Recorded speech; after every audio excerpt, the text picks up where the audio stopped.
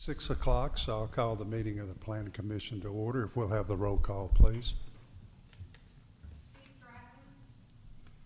Janice Lewis. Here. Donnie Singh. Here. Kimberly Remack. Diane Singer. Here. Dion Jones. Here. Pat Dorr. Here. All right, you've received in your packets the minutes of the July 9th, 2024 meeting. Are there any corrections or additions that needed to be made to the minutes? If not, do we have a motion to approve the minutes? I make a motion to approve the minutes. All right, we have a motion by Ms. Singer to approve the minutes. Do we have a second? Second. We have a second by Ms. Lewis. Any other discussion? All those in favor signify by saying aye. Aye. Aye. Any opposed? And the minutes have been approved. All right, for our first order of business tonight, under new business, number 1 is an application for a preliminary plat for the Center Hill Farm subdivision submitted by Nick Croonan, Civil Inc. LLC, on behalf of property owner Johnny McBride, member Center Hill Farms LLC property owner.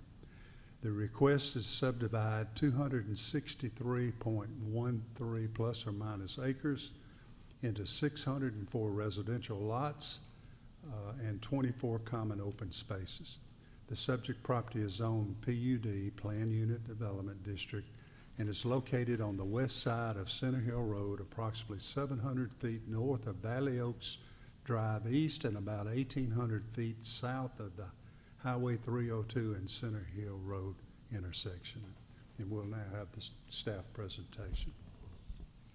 Thank you, Mr. Chairman. Planning Commissioners, before you is a request to consider the preliminary plat, subdivision plat for Center Hill Farms subdivision.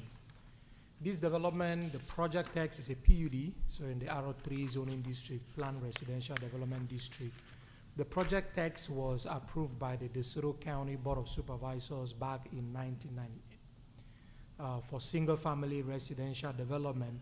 The total number of lots that was approved at the time in the project text, there were 667 lots that were approved in this general layout. So what you have in front of you, those yellow lines, those are, that is a layout, the preliminary plan layout as this subdivision was approved in the project text. With 667 lots, that gave us a density of 2.53 dwelling units per acre. The application before you is to consider the preliminary plat for the entire subdivision. So this is not for phases or phase 1 or phase 2. This is for the entire subdivision.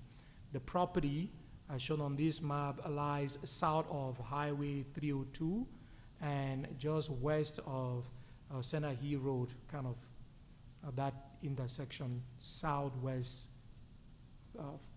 further down in there from that intersection.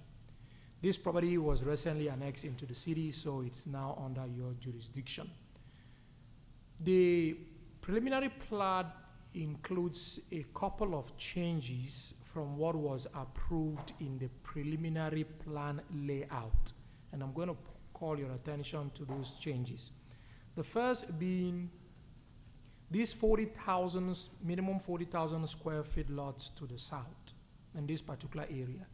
At the time that this preliminary development plan was approved, there wasn't the intent to extend Nay Road from Hacks Cross Road to Center Hill Road.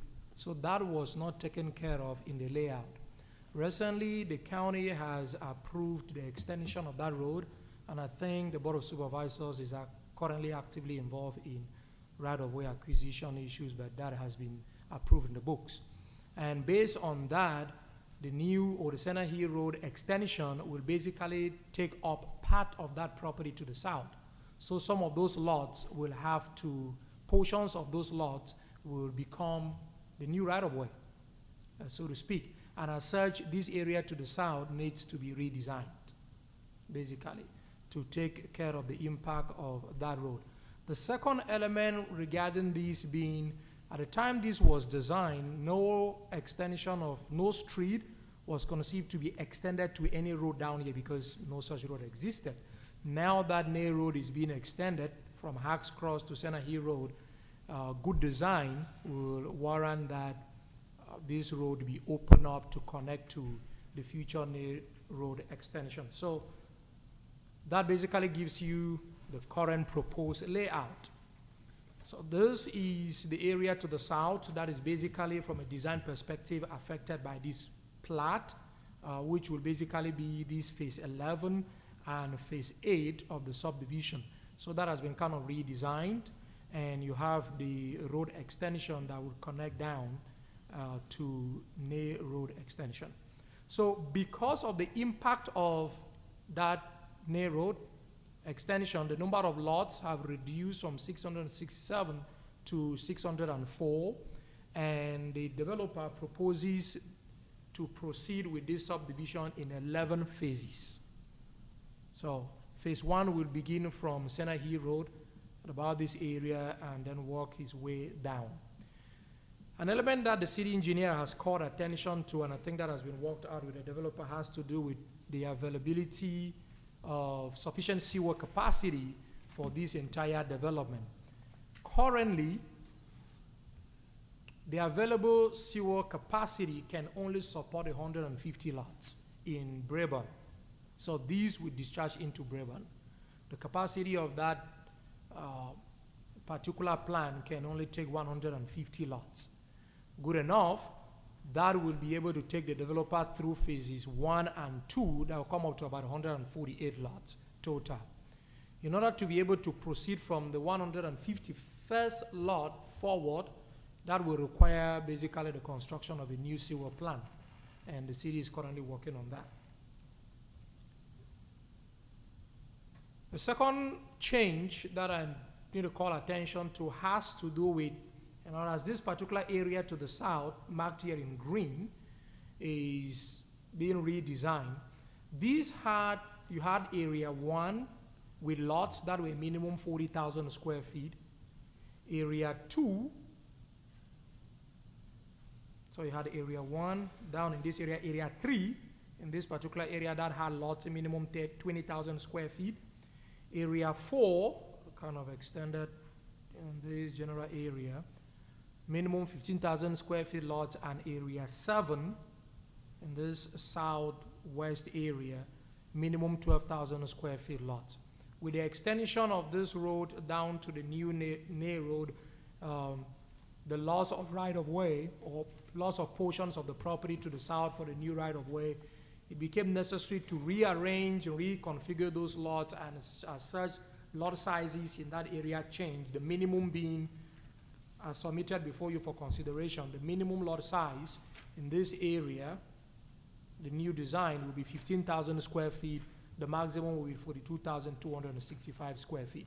So we're basically going from an area that had lots ranging from 12,000 to 40,000 to one that has lots ranging from 15,000 to 42,000. So that is not really a significant deviation from general design and density considerations.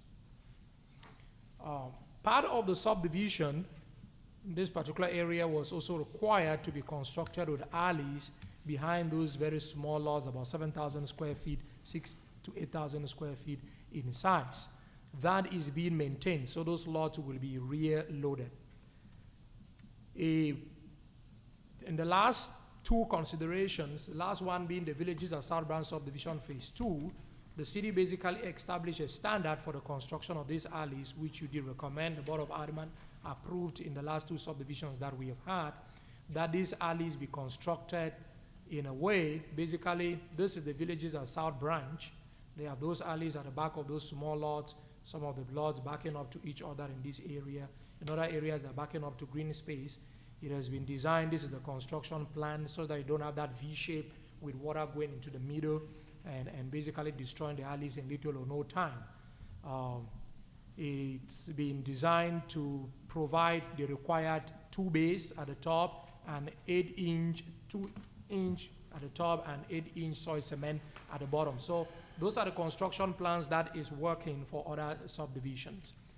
One element that involves a change in this subdivision is the project text called for the dedication of a 40-feet right-of-way on Center Hill Road. So from the center to the property line, the project text called for the developer to dedicate a 40-feet right-of-way.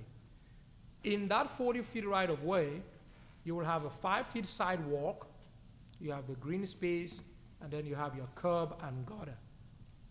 The city engineer has determined that other sections from this particular property going up to Goodman Road, other sections of Center Hill Road that have been expanded have dedicated 53 feet right of way. They do not have sidewalks. They have curb, but they do not have sidewalks. So you have open ditches. And when you have open ditches, that usually take more land because the ditch is bigger. And for that reason, you have to dedicate additional right of way.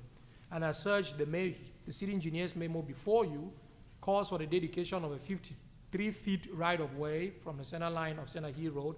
Actually, the design engineer did revise the plat to provide for that 53 feet right of way. So the plat you have before you tonight shows that 53 feet right of way dedication, which will become finalized at final plat approval. It also then includes the recommendation that sidewalks be waived because you're going to need more land area for that ditch, and with that 53 feet right of way dedication. So I did mention there are no sidewalks from this property going up to Goodman Road. So the waiver of sidewalks, and once you dedicate that 53 feet, what that means is part of that from the 40 feet has to come out of this 20 feet landscape area that was going to extend from the end of the right of way right up to the fence that begins the first property. Basically, from this center right up to the back of that property. That was going to be 40 feet. Now with 53 feet being proposed, what that means is this particular landscape area needs to be reduced because you need to take some of the land from there and add to the right of way to be dedicated. As such, one of the recommendations you have from staff is that the 20 feet landscape area behind those lots be reduced from 20 feet to at least 7 feet, and the frontage fence, which is this, will be maintained. The curb will be maintained. I just drew from there this afternoon. Other areas from this property going up to Goodman Road that have ditches, the road is curbed. So they provide curb, they don't just provide sidewalk. This is the plat as submitted for consideration. It meets requirements of the subdivision regulations of the city of Olive Branch. Staff recommends approval subject to a number of conditions. 1 to 3 are pretty standard. They are essentially requirements that for submission of construction plans. Condition number 6 that I wish to call attention to provides that the development of the subdivision beyond the first 150 lots shall be subject to the availability of sufficient sewer treatment capacity and an appropriate plan as shall be determined by the city engineer, which that is the element I did call attention to. Conditions 8 to 10 are worth mentioning. Number 8 being the waiver of the requirement for sidewalks, as I did mention. In lieu of that, the developer will dedicate 53 feet right of way from the center line of Center Hill Road.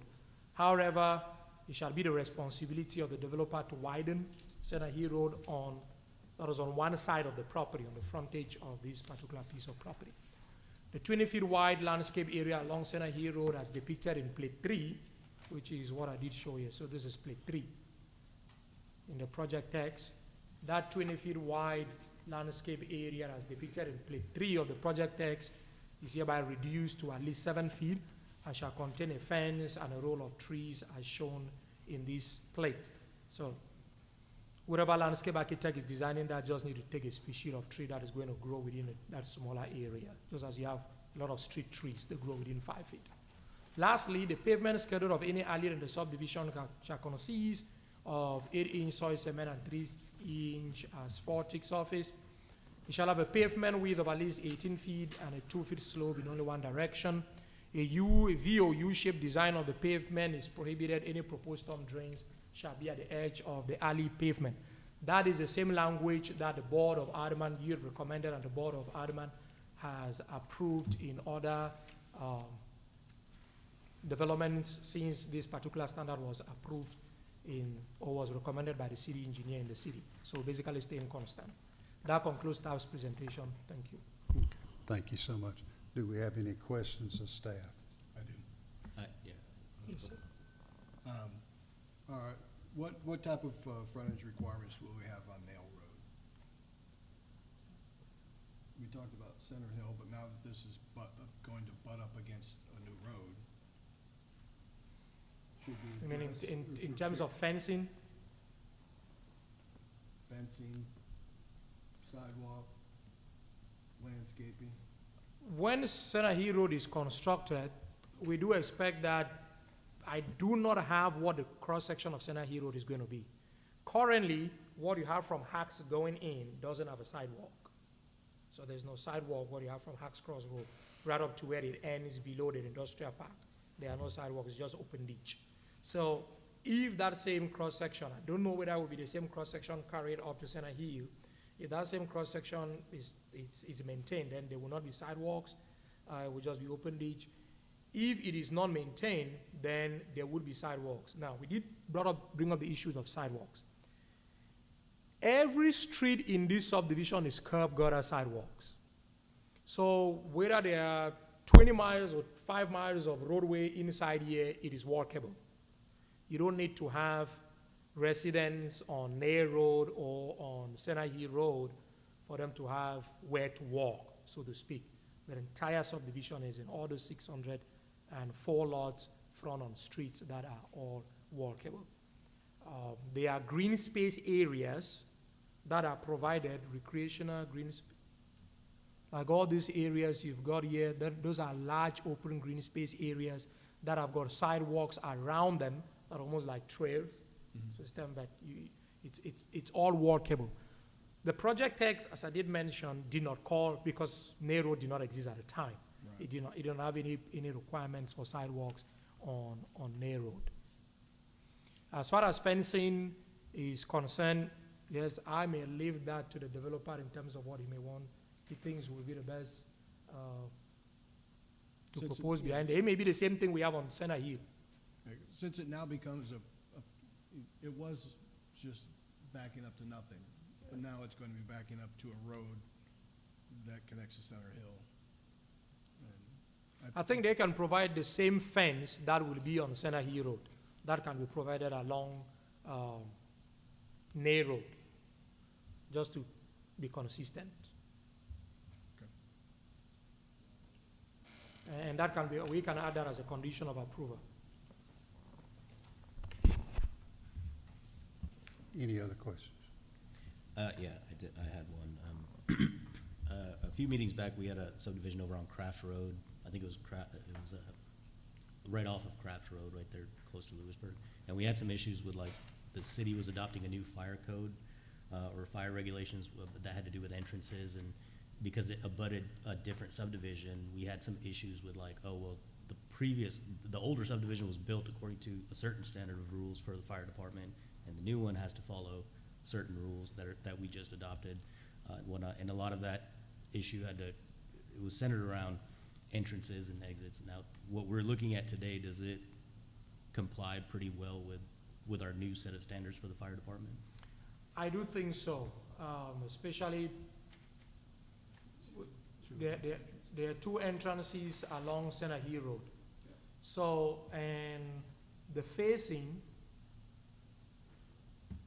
so both roads will be constructed in phase one. So we will not have an issue with respect to the number of lots that you need to have in there before you have another secondary exit. Perfect.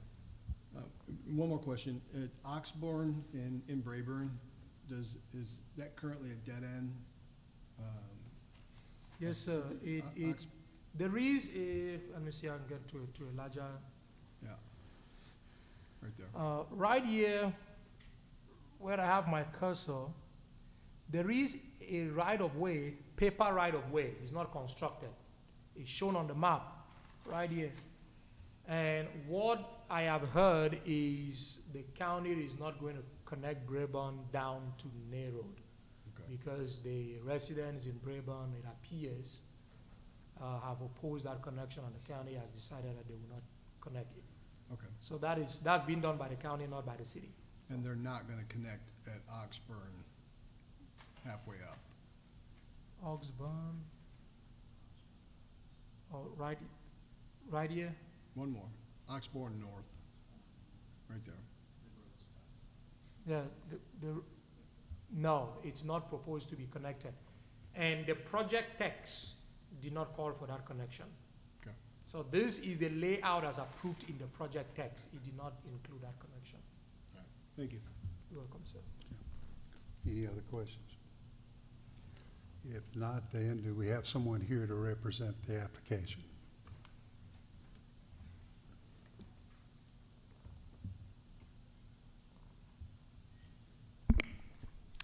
Nicholas Croonin with Civil Link Engineering, address 3629 College Road, South Haven, Mississippi. I don't have much to add, but I will say phase one, we did plan it around getting both entrances in there to make sure we met the new fire rules. The Oxburn Road, Stubb Street, there's actually a 50-foot sliver of land that's left out between us and there, so we couldn't connect to it if we wanted to. I think that was it. That was all. So if y'all have any other questions, I'd be glad to answer them. Yeah. What are the plans for the new frontage on Nail? We would follow that same landscape plate. Of course, since it's a new road, we would like to not widen it or do any improvements to it. But as far as if sidewalks become deemed required, we'll be willing to do sidewalks, and fencing and landscaping would follow that plate as well. Any other questions? No further questions, and thank you. All right, thank y'all. Okay, now this is a preliminary plat, so a public hearing is not required for this application. So at this time, I will just open it up to any of the commissioners for any discussions or any motions that you wish to make on this. I make a motion to approve adding in the landscape plan will match along Nail Road Okay, we have and the other.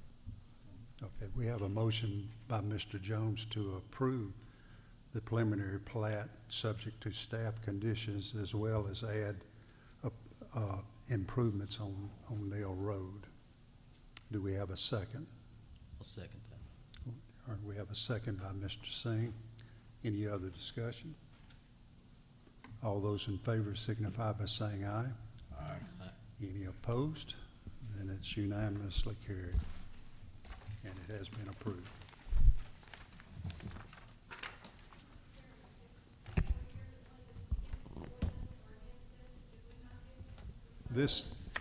The public hearing has already been held when it was approved as a PUD, so we're not required to hold a public hearing for a preliminary. I'm sorry, it has been approved, and there's nothing else I can do about that. Thank you, ma'am. All right, under new business, item number 2 is an application to amend the project text for the preserve at Cedar Bluff PUD submitted by Henry Porter, W.H. Porter Consultants, PLLC, on behalf of Michael Terhune, Cedar Bluff Properties, LLC. The request is to reduce the minimum heated square footage of the 66 townhome units in Area 2 from 2,000 square feet to 1,800 square feet. The 6.55 plus or minus acre subject property is zone R3, Planned Residential Development, PD, and is located northeast of the intersection of Chalet and French Fort Drives. Yes, sir. On your first slide, I'm showing you the master plan for the Preserve at Cedar Bluff Plan Development. And that project text and master plan was approved back in July of 2020, so over 4 years back. And when that was done, it entitled this property, which was about 41 acres total, to develop 116 housing units. 50 of those were to be single family, lots or homes, and 66 were to be townhomes consisting of 15 4-unit buildings and 2 3-unit buildings. Now, to go back a little bit into the history of when this was rezoned back in 2020, for those of you who may remember who were on the board or those of you who are new to the board, the zoning before it was planned development was a combination of 2 different zoning categories. One was R4 multifamily. So part of this property could have developed as an apartment complex, about 9 or 10 of the acres, and the remaining part of the property was all zoned AR, which gave an entitlement of 1 unit per acre. So where the 116 unit cap came from is we were pretty much looking at what the property was currently entitled to under the old zoning, and then said, we'll come back with a better plan to figure out how to do the 116 units that you would have entitled to under the multifamily and AR zoning and put them in a better way and a better plan. And so this is what the result of that rezoning effort was. And again, this master plan being approved back in 2020. And it has two separate areas in it. Area 1 are the 50 single-family lots that are over here on the west side of the project, and Area 2 are the townhomes, which you can see on the eastern side of the project. Now, there's a difference between those 2 parts of this development, in so much as the single-family home area is being done on public streets. And so basically your standard 50-foot wide local street, curb gutter sidewalk on that. The difference in the townhouse part of the project is those are private streets, and they're intended to be behind gates. So you can see a gated entrance located here and then a gated entrance there. And back at the time that this whole planned development was approved, there was a concern about cut-through traffic going through April Springs Drive. So the idea of doing the private streets and the gating was basically to prevent there from being cross-traffic through the 2. Now, of course, if you do live in the this townhouse section, you could have access to go either east or south back through there, but basically people wouldn't be able to cut through going one way or the other through, the gated and private street development. So the PD project text discusses all of that, and of course it has all of the development standards. I included it in your packet. You can see all of the development standards, bulk regulations for things like setbacks or minimum sizes for the lots, minimum sizes for the housing units. All those types of things are in that project text. So the application that you have before you tonight proposes to reduce the minimum heated square feet requirement for the townhomes, just the area that's shown here, from what's required in the project text of 2,000 square foot minimum living space down to 1,800. So a little bit more in the history of the project, what's happened thus far. And this shows you, of course, an aerial map. And we've had 2 plats for the single-family part of the project that you can see for the 50 lots. And both of those plats in 2 phases have been approved. And you can see that you have more than half of the total 50 lots now have homes that are built on them. And then we've also approved the plat for the first of 2 phases for the townhouse part of the project. And that's shown over in this section, and you can see the private streets have been cut in, connecting that to there. Now, one of the points I did want to make, and that would include an area that would accommodate what's shown there on this slide, which are the 32 lots total, and they would be for 8 4-unit buildings. And so I want to distinguish between the 2 types of development in another way. I mean, oftentimes when we're here at these meetings, we hear people that are talking about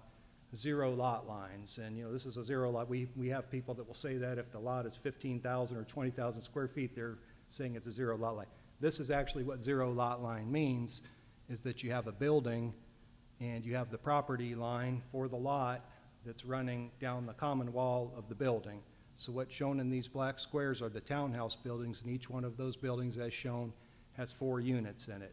And the common wall that's between the units and the townhouse is basically your property line. So that means there's 0 setback or 0 lot line type of development. The lots on the side are a little bit widened out to accommodate for building setbacks between the buildings. But again, we've got 4-unit buildings, and they're really indistinguishable from a single-family home or lot, because the only difference being that, everybody's got their own property area and their own yard, their own private lot, but the only difference, again, is that you don't have a setback between the two homes. So these are basically identical. It's a single-family platted lot that you can buy, and it's got a unit on it.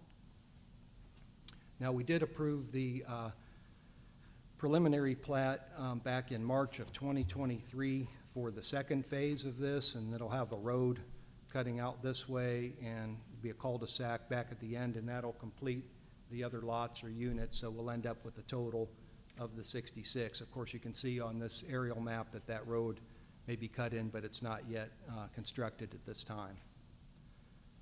Now, we did have a project text amendment that was earlier in 2023, and what that did was it reduced the heated square footage minimum requirement for 16 of the 50 single-family lots from 2,200 square feet down to 2,000. And at that time, one of the justifications that was made by the developer was, well, when we reduce these minimum square footages, basically it's going to be indistinguishable from the street, because the houses are basically going to be about the same width as they would have otherwise been, even with the greater square footage. And I think you'll see there's a similar argument being made tonight with respect to the townhomes. And so far, you can see these are where you show the blue star, these are of the 16 lots where there were homes, at least at the time this aerial was taken, that were either completed or under construction. And my understanding from the information that we received today from Mr. King is that only on 3 of those lots so far do they have they actually utilized that, where they've gone under the 2,200, and they have homes that are a little bit smaller at 2,000, and those 3 are sold. I think there are probably 3 that are maybe shown on here, but I'm not 100% sure.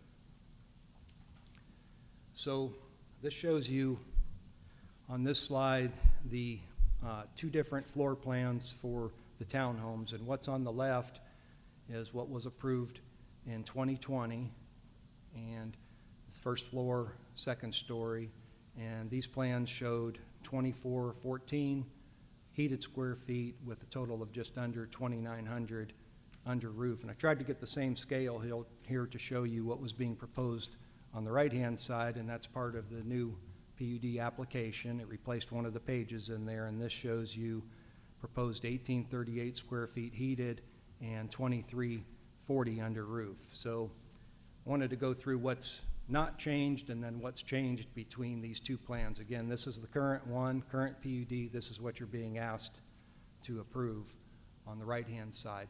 So unchanged would be, number 1 would be the width of the units and width of the buildings. The buildings are basically 100-foot wide, and the width of each of the lots in there has got a minimum of 25 feet in width. So again, from the street, any type of change is really not going to be distinguishable. You can see they're basically the same width. So if you're out on the private street and you're looking back, it's basically going to look very similar. Both of the units have the 2-car garage, and that was a requirement of the PD project text. That's not being changed. It's the same. The PD project text also has a requirement for 75% brick. Again, that's not being changed, not requested to be changed. And the basic floor plan is really unchanged as well. You have a 3-bedroom, 2.5 bath floor plan, both in what's current and what's being proposed, and then there's a bonus room that's flex space that's up above the garage that could be used for an office, or it could potentially be a 4th bedroom.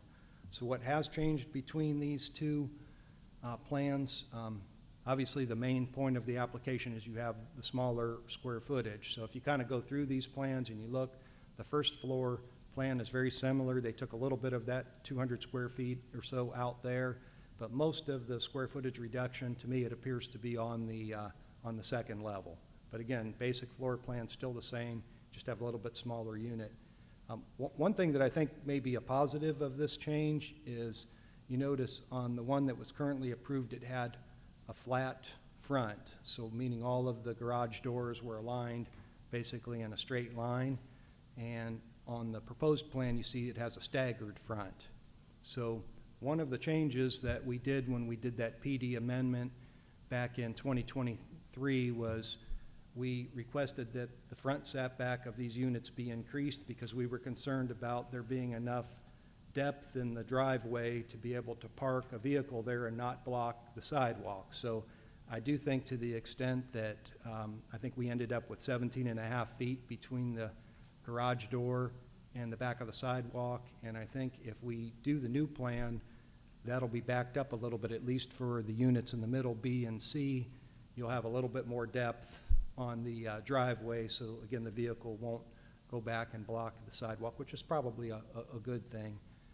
And it could also lead, and again, this is a matter of discretion, but it could be determined that that might make for a more interesting streetscape if the building has that staggered frontage, maybe a matter of opinion. And I did notice on the floor plans, the one that was approved back in 2020 shows a 9-foot ceiling down and an 8-foot ceiling up, and I noticed on the new plan, they increased that both on the lower floor and the upper floor by a foot. So that higher ceiling may give you the impression, at least, that the space is a little bit larger.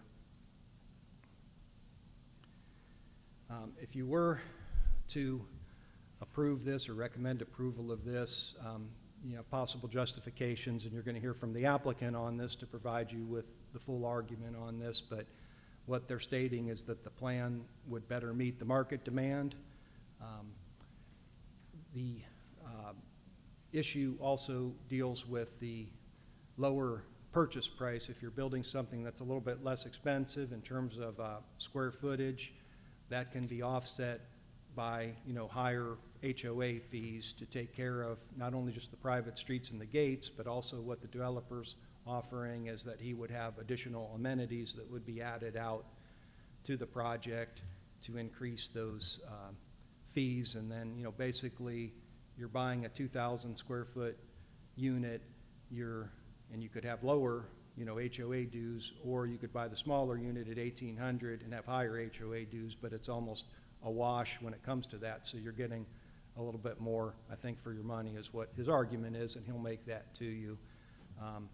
We do have, and this kind of goes back to when we were doing the original rezoning on this, is that, you know, we have in our city, there's a major concern over apartments. And remember, this originally had apartment zoning out there on a good chunk of this property. And so one of the things that we talked about in our comp plan was that we need to diversify our housing stock in the city without necessarily going to apartments, you know. And so these townhome units were deemed as a good way to do that. It's considered a medium density residential project. And again, it's indistinguishable from a single family home because it does provide you with the opportunity for ownership, and you even get some yard area in there in your own lot. Again, the only difference really being that you've got that shared wall or lot line. So to the extent, I think that it could be argued again, to the extent that making this change would help the developer make this a successful project and one that's desirable in the community, you could make a determination that, you know, that is in fact promoting our comprehensive plan. So I've given you a recommended motion that was in your original staff report that you could find that the proposed amendment does not adversely affect the character of the area because the downsized townhome units are indistinguishable from the slightly larger ones originally planned, and they are still larger than the abutting homes to the south. And when I was talking about the abutting homes to the south, I was talking about those along Chatelet Drive, which are immediately abutting the project. And again, with the original plan, that multifamily zoning was way over on the east side, and the whole idea was to take that area and it actually reduced, you know, what the density would have been, but kind of spread it out over that whole project. And number two is what I just described with respect to the comp plan. If we could facilitate this development and being successful, you could make an argument that would be something that the comprehensive plan does in fact call for, because this is something that is desired and needed in our local marketplace. Now, I did provide you with an alternative motion when the email came out, you know, from the mayor saying, well, here's some other factors that you may want to consider, and certainly within the realm of what you may want to consider. You know, he was pointing out that, well, if you go over to the west and you go over to the Oakwood Estates subdivision, those homes are larger. So rather than just comparing these townhouse unit sizes with what's to the south, which are still a little bit larger than what's to the south, you really should go back over to the west and look at Oakwood Estates subdivision, which is about a quarter mile away over to the west. And so he was stating, well, would this change adversely affect the character of that area? And so in the alternative motion, it states that it would, in fact, adversely affect the character of Oakwood Estates subdivision by going to the smaller unit. And then there's also the argument when it comes to the public need. You could certainly make the argument that this really doesn't meet the public need test. There's really no public need to say that these units should be, 200 square feet smaller than what was originally proposed. Certainly no compelling need there. So that's the alternative, would be basically to deny based upon those factors. And again, that's just a recommendation, and you may want to work through all of these issues with applicant Mr. King. Okay. Any questions of staff? If there are no questions of staff, then is there someone here to represent the application?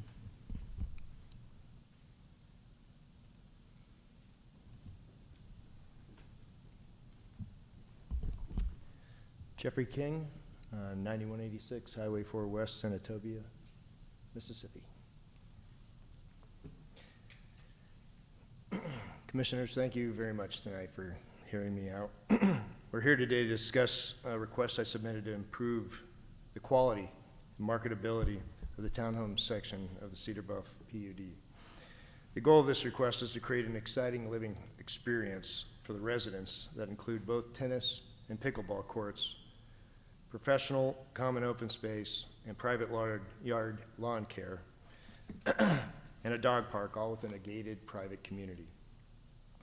Creating these amenities and providing additional services to the subdivisions will come at a cost, both to the developer in the form of construction costs, as well as the homeowner in the form of increased HOA maintenance fees. Thus, my request to reduce the minimum size of the townhomes from 2,000 square feet to 1,800 square feet. I'm requesting this to help compensate for the increased HOA fees that the homeowners will have to pay to maintain these added amenities.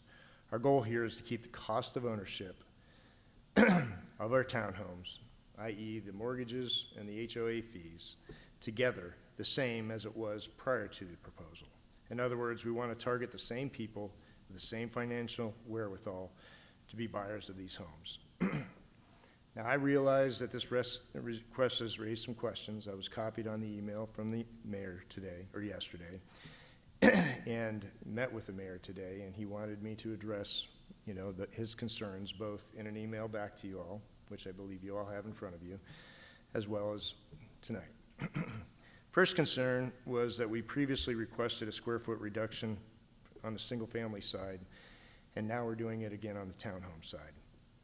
These are completely different cases. On the single family side, we specifically requested 16 homes. We were in a situation where we weren't selling any houses. Interest rates had gone up.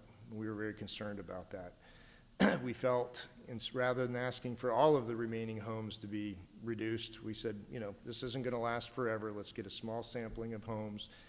We'll be able to build small for a little while, and then we'll be able to increase the size again, in the spirit of what originally was approved.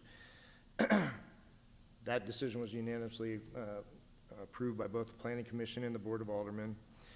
And as we went through, we built 10 homes so far. The first 3 were smaller, and we realized that we were already out of the water. We didn't have any issues anymore. And the next 7 that we've built there have averaged almost 2,500 square feet. So while we have permission and approval to build small, we did so for a period of time to get through an issue. And since we've not had that issue, and we've done what we believe to be the right thing, which is also, from a builder's perspective, building large is generally more profitable. The next concern was that our application was focused on the impact of the smaller homes on Chateau Ridge side and failed to discuss the impact of the larger homes on the April Springs side. Additionally, noting that residents on the April Spring side spoke against the original subdivision application. At the time, I don't think most people realized that the parcel in question was originally zoned multifamily. Mr. Gambone just shared kind of the brief history on the property, but we did originally come in trying to and requesting to build a multifamily project. We had a right to do that. The property was owned that way. The city preferred that we did not do that. We listened to the city. We got together as a team and worked out a mutual compromise, a PUD, with both single-family homes and townhomes combined with a lot of open space, common open space. We further met with the city and just tried to figure out how we'd phase this and how we deal with the fact that one side of the property had large houses and the other side of the property had smaller houses. And it was based on the advice from the city that we decided to kind of move from the larger homes on the west would abut our slightly smaller single-family homes on the west, which would abut our smaller yet townhomes on the east, which would then abut the houses, in Chateau Ridge, which were the smaller, yes. The request that we have to move from 2,000 square feet down to 1,800 square feet doesn't change that transition. The residents on the April Spring side of the subdivision are the furthest away and will be the least affected by this change if they'll feel anything at all. The townhome, the section most affected was the townhome side, and that's why it was the focus of our, studies. So when this project was approved, the townhomes were set at a 2,000 square foot minimum. The 2,000 square foot minimum was my request. That was basically what we went forward with. It wasn't a demand of the city. It was based on my study and basically looking at the absorption and, what I thought I could sell at the time. I'm now making a new recommendation in light of the 4 years that have passed since the approval, that approval, and the interest communities have shown for desiring amenities. Our research has shown that the public would rather pay the same amount of money, get a slightly smaller house, and obtain access to an amenitized community. While these aren't tiny homes I'm talking about, we've all heard that name, and we've seen the drive to build smaller homes and provide more fun in neighborhoods. Our focus here is to bring a private gated community with 100% lawn care. We will be basically, the HOA will be paying for all the lawn care on the townhome side, including the private backyards. The idea here is we want to make sure this thing looks good today and in the future. We want a community with a tennis and pickleball courts, as well as a dog park. Unfortunately, that fun comes at a cost to both the builder and the resident. That said, we believe the cost is worth it, as we'll gain more interest in our project by appealing to these buyers and can have confidence that the absorption will be there. I want to reiterate that we as the developer will spend more money building these amenities and will probably make less money selling 1,800 square foot townhomes. But I feel going down the path we're currently on with a 2,000 square foot non-amenitized subdivision has considerably more risk. The next issue that was brought up was public need. This project's already been approved for townhomes, so we feel that the city does agree that there's a public need for townhomes. So the real question is trying to show that there's greater public need for an 1,800 square foot amenitized townhome than there is for a 2,000 square foot non-amenitized townhome. To that end, we went house to house and spoke to the very people that this will affect the most, the people that have purchased in the single-family side of the Cedar Home subdivision. We currently have 25 homeowners. Over the last 3 days, we've knocked on all of those doors. 16 people answered. 100% of those 16 people wanted and approved and signed a petition that you have in your possession, said that they want these amenities. The other 9 were not home, despite 3 times we went to talk to them. We then went to the people that would be affected next, which are on the entrances to our subdivision. We knocked on 15 houses. Directly outside, we got 9 people to answer the door. All of those were in support of this. The only concern I've heard so far is that the people that are almost a quarter mile away seem to have the biggest concern, and I don't know how they will really be affected by this project. The next concern was why ask for a reduction now versus waiting to see how the market responds to the current size. As a developer and builder, we face considerable market risk. I know you're aware of this. We cannot start a project without knowing, and I repeat, knowing, that it will succeed. We have to bake in countless caveats related to the economy, political landscape, material prices, weather, and competition, and make that guess 2 to 3 years before the project we even start going vertical. I agree building bigger is better and usually more profitable for me, but my bias would be to lean that way. And I think that I've proven that by getting the approval to build smaller on a single family side, only to stop doing so after 3 homes when the market improved. That said, I see risk in building these townhomes at 2,000 square feet. They need something to punch them over the top and make them special. I've sat on this parcel with recorded lots for almost a year. I have not done anything, as I haven't been able to find enough data to support demand for a 2,000 square foot townhome and make the project profitable. Rather than building a cheap 2,000 square foot home and moving on, or selling the townhome section to another builder, since I can't find a way to ensure demand, I wanted to see first if we could do something together that created the excitement, mobility, momentum, and demand that we need. Thus our proposal for a smaller home targeting the same financially capable client. That target client would have approximately a $2,152 payment on a 2,000 square foot home with reduced HOA fees and a $2,152 a month mortgage with an 1,800 square foot home and larger HOA fees. It's the same client moving into the same cost of ownership. I believe there's a bigger market for a amenitized neighborhood than one without, and I'm hopeful you'll see the same. Thank you. Do we have any questions? Got a question. Have you considered any changes to the HOA rules and regulations, since now you're going to have amenities there, restricting parking on the street, something that goes along with you now have amenities, Any consideration on changing or making the HO rules more restrictive to get that more,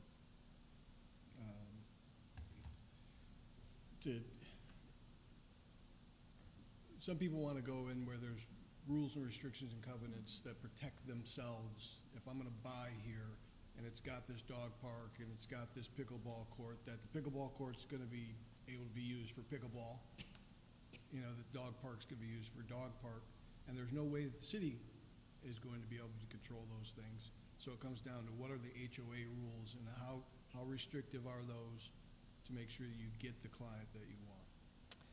Mr. Jones, thank you for asking that question. That's exactly the question I was hoping to be asked. If any of you know my history and the subdivisions that I've built, I don't have problems in my subdivisions. I don't have issues. The grass is always cut, and it's because I have some of the most severe HOA. I have an HOA. All of my HOA covenants have real teeth. The CCNRs do. We, for example, we have architectural control so that the quality and integrity of our designs are adhered to. We have penalties assessed to any homeowner that doesn't comply with property maintenance or non-payment of HOA dues. And most importantly, the penalty for not paying HOA dues or non-compliance is foreclosure. Foreclosure, okay? I put that in every single thing. I also manage the HOA until the homeowners want to come over. My big issue, and what I've seen time and time again, is the number one problem when we go into neighborhoods and we see trash, blight problems, is the fact that all those neighborhoods were built usually prior to having an HOA, or have very weak or non-existent HOAs.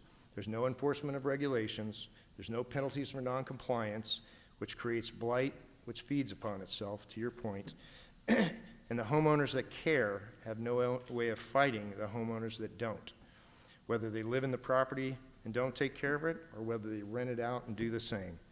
The city's been trying to fix this, and I understand they have, by trying to put rules and regulations in from the top. And it becomes, it's kind of like having the school board tell you how to raise your kids. The problem needs to be solved at the level where the problem exists. So I, as a parent, want to take care of my kids. The homeowners association should be the entity that protects the homeowners in a subdivision.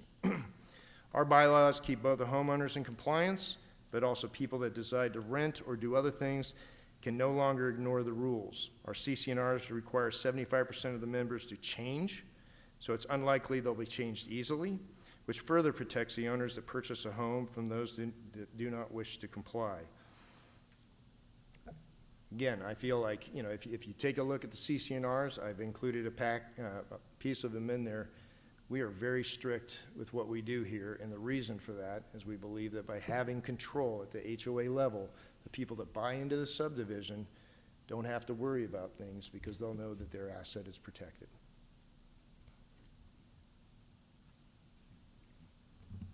Any other questions?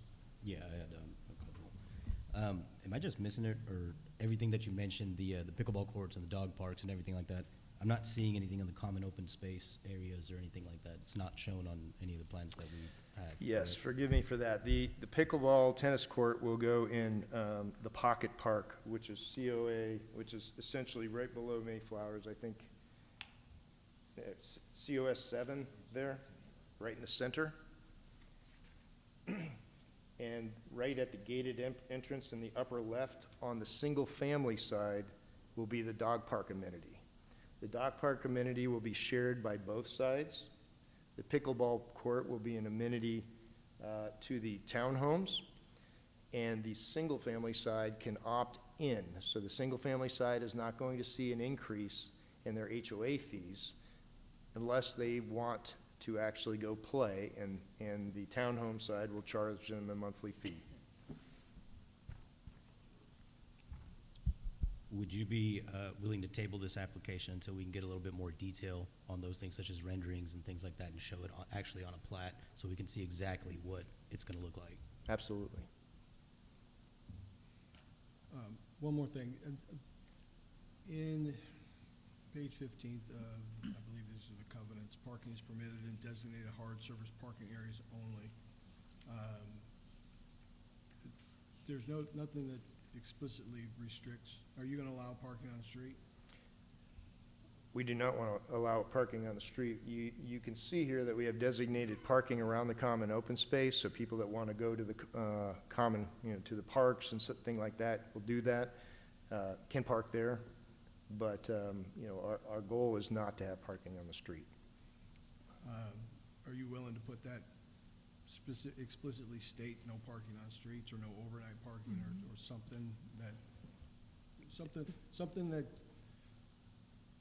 really makes it different, really separates? Because I believe if it's done right, you're going to get the right resident.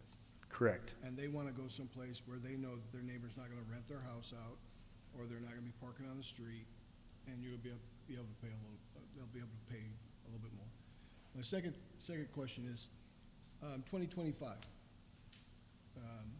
we get 4 interest rate reductions. The market changes. What's your outlook then? Same type of thing as what we talked about, with the single-family side. I mean, I'm a builder. I'm in business for profit. If I can build bigger, I want to build bigger. But I can't start a project not knowing that I was lucky, I felt, to be able to come back to the board and have the board reduce. We were in a real bind, in the single-family side. We had not sold houses, and had I not come in here and been able to get a reduction, I would have been in trouble. Luckily, the world changed pretty quickly. I'm not making that mistake again. I mean, I want to know going in that, we can basically do this. It's okay. And if the market gets better, I mean, that's fantastic. I mean, that works for all of us. When do you plan on, if this is approved next meeting, when do you plan on pouring concrete? We have the first townhomes sitting and formed, and have had them formed for almost a year. Okay, so I mean, as soon as we get approved, we're moving. And that's why, the only reason I'd want to hesitate for time is just that, you know, hopefully not waiting another month. We'd like to get moving. But we can expedite that information and have it before the Board of Aldermen as well, if that suffices. So just to clarify, I'm sorry. Go ahead. For that first phase, you asked for the reduction in preparation for the market downturn, for a market downturn, is if it was going to turn. But you didn't end up using it, correct? You said In you were phase using it on one, we house. requested units, and so far we used 3 of the 16 units. 3 of them. Smaller, Okay, yes. gotcha. And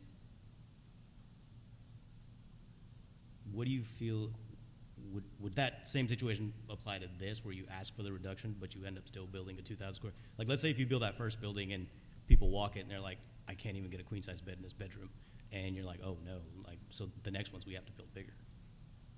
What would you do in that scenario? Would you commit Can to you a bigger repeat one? that? I'm having a hard time hearing you. Sure. So like for the other houses, you built them bigger, and then you came back and asked for smaller sizes on 16 of them, right? 16 remaining ones. But yet you only utilized it on 3, right? So what's your contingency plan if you build that first set of these townhomes and you get a different response than what you're expecting, where people say these are just too small?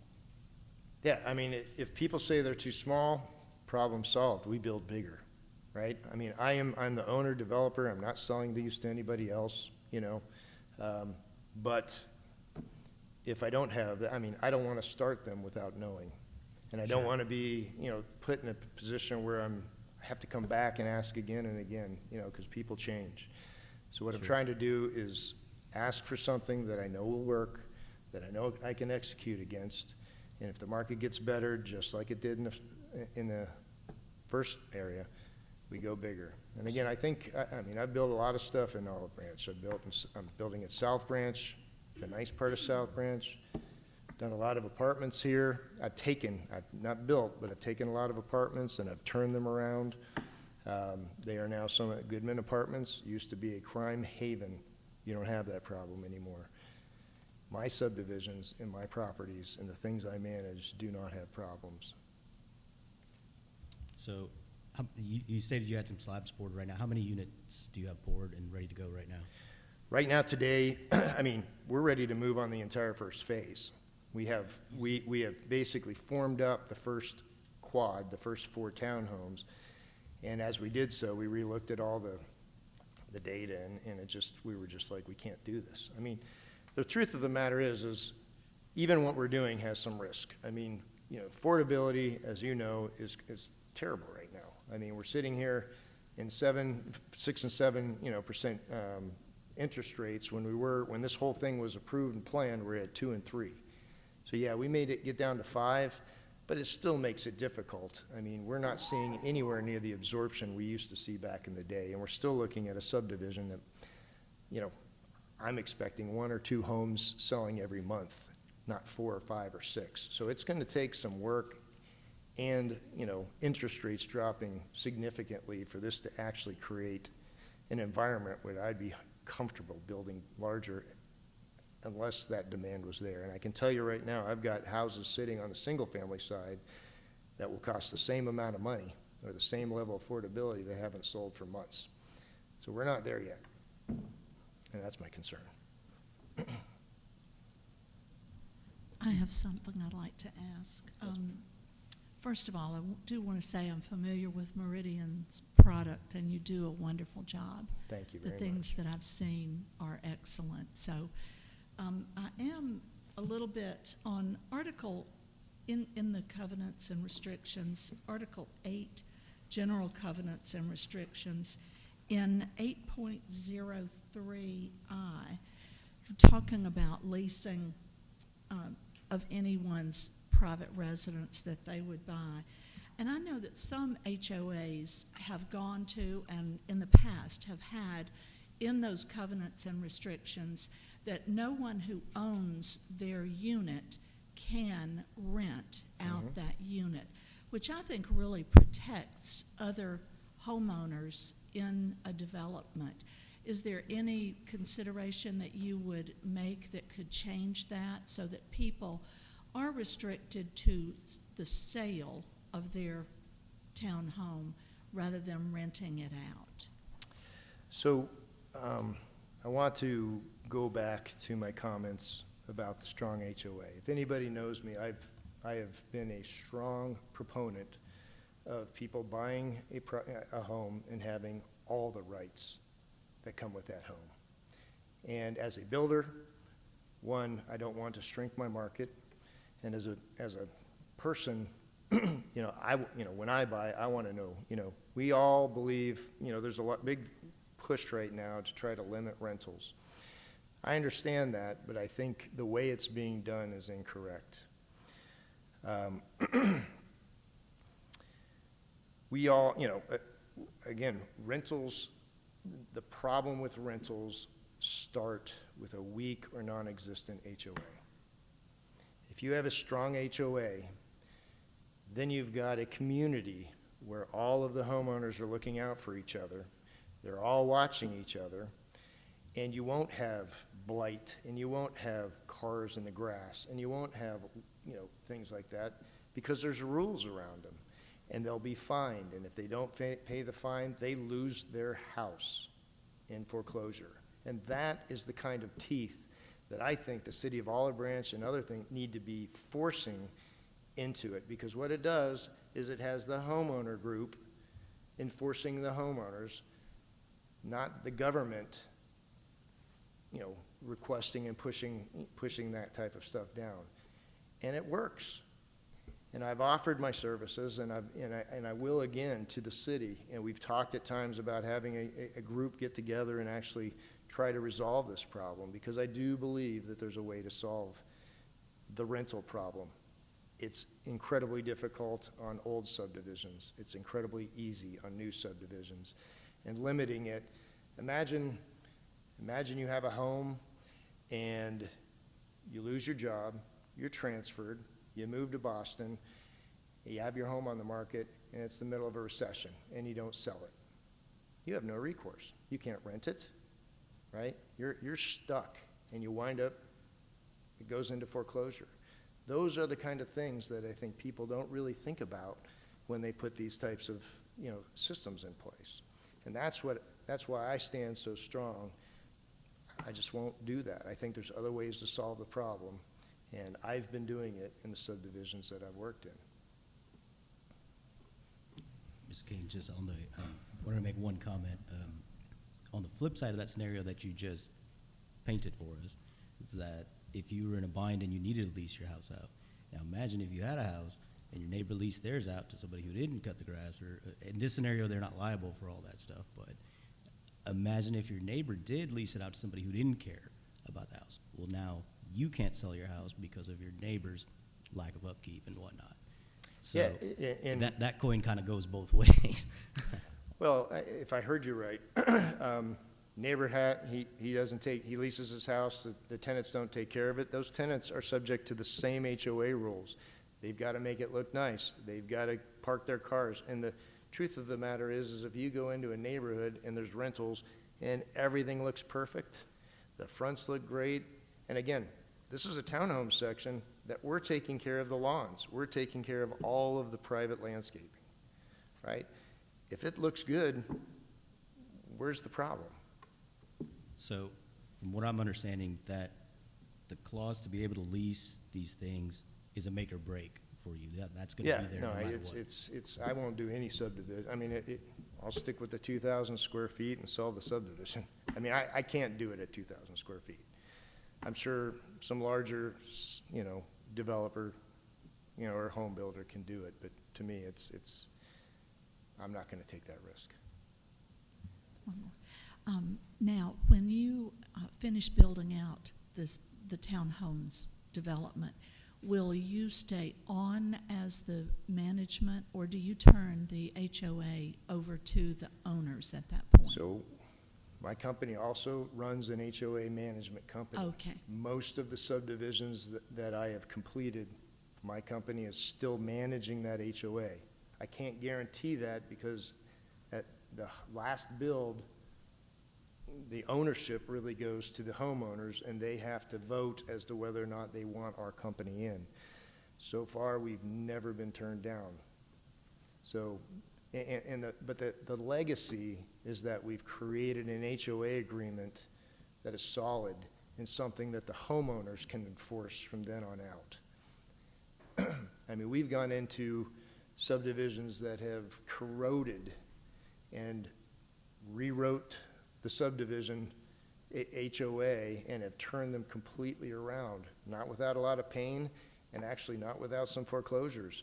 But people definitely listen and learn a lesson by watching their neighbors, lose their home. And it works. It works. And I really encourage the city to think about a different approach with respect to that. You don't want to limit rentals to 10% because you might be the 11% person when you buy five years from now. I mean, that is an unfair way of doing it because it encourages people to rent the first 10 homes or whatever. This is fair to everybody. Everybody knows the rules going in. It's equally enforced against everybody, and the homeowners have control.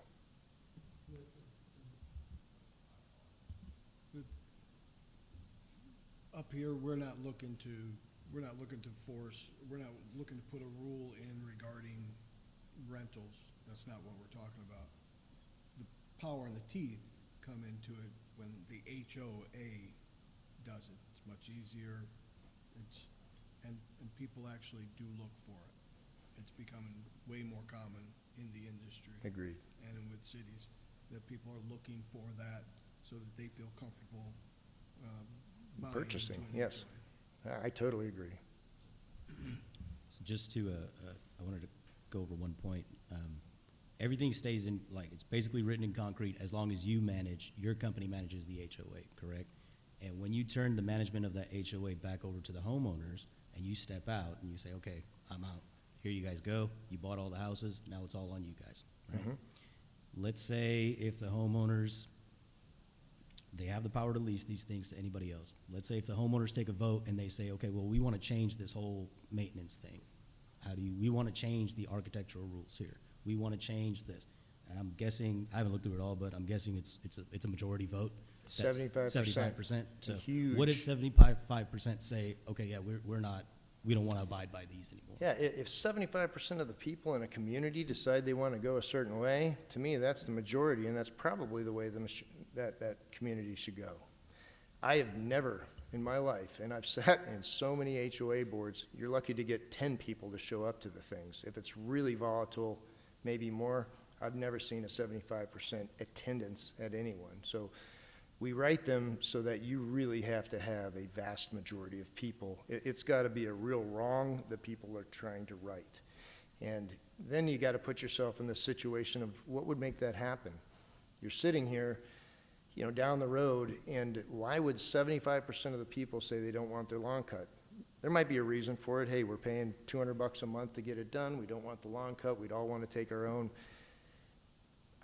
I still think you'd have a vast majority of those folks saying, no, I don't want to be sitting next to a neighbor who's going to have lawn, and yeah, I think it's going to be a hard thing to push through. I Sure. really do. And that's why we set it up with high standards. A lot of the typical HOAs, have a much lower standard to make changes. We Sure. don't.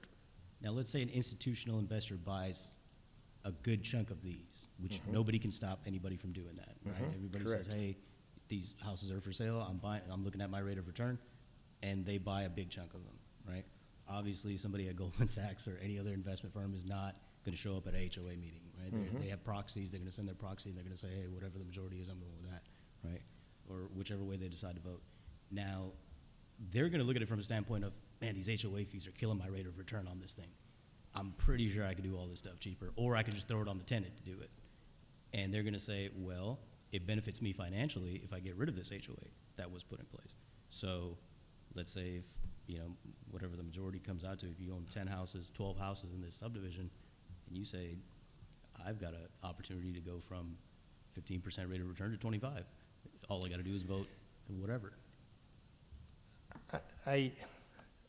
Again, if you bought a rental home and you were managing 15 rental homes, you would want the value of that rental home to be as great as it possibly could be, right? And if the HOA isn't cutting the lawn, you're gonna be cutting the lawn, right? So, I mean, at the end of the day, I think investors are looking for the exact same thing that homeowners want. Most investors are. I mean, most investors are looking for a property where property values go up, the homes are maintained, the neighborhood is not affected adversely whatsoever.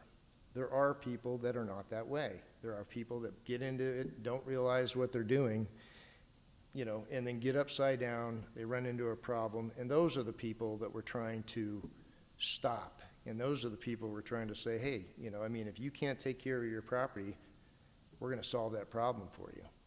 But if an institutional investor came in, they'd have to buy 50, 60% of the subdivision to even stand a chance to do that. I don't think that's gonna happen. It's not out of the, I mean, anything's possible, of course. One last question.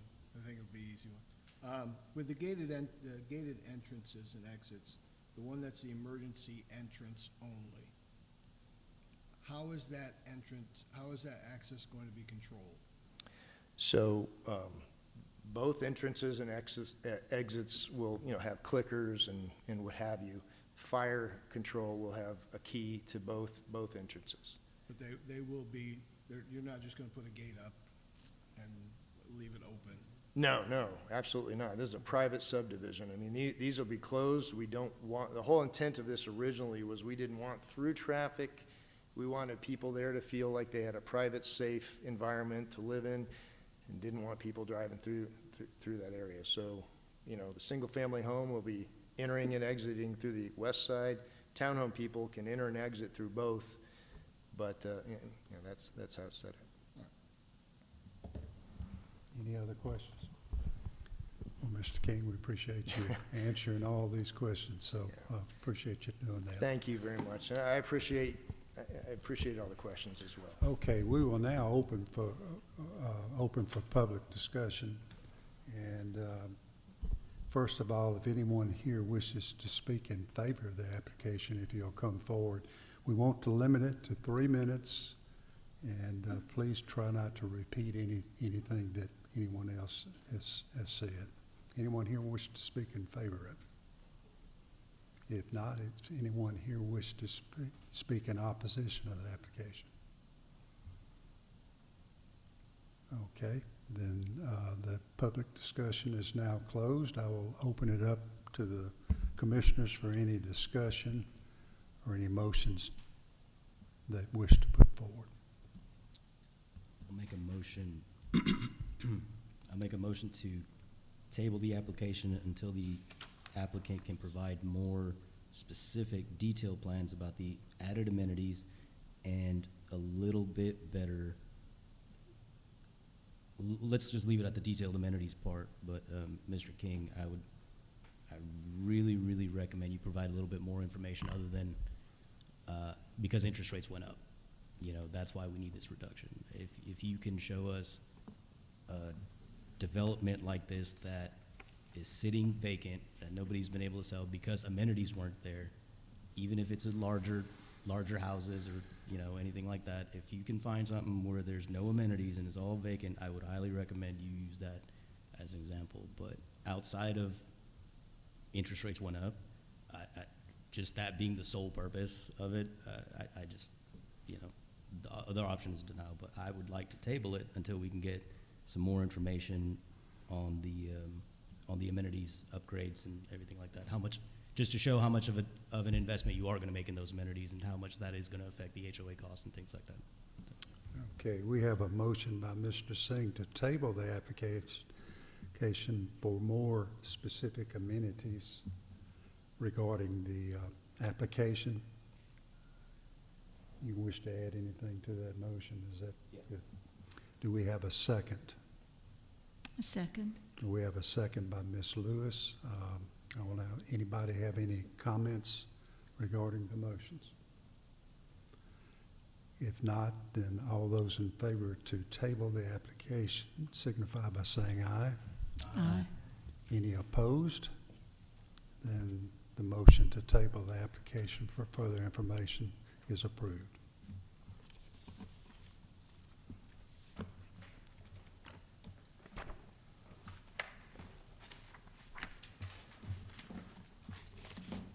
Okay, for other business, do we have any other business we wish to discuss? No, sir. Okay, then I need a motion to adjourn. Motion made to adjourn. All right, we have a motion by Mr. Jones to adjourn. Do we have a second? Second. We have a second by Ms. Singer. All those in favor say aye. Aye. Any opposed? Then we are now adjourned. Thank you.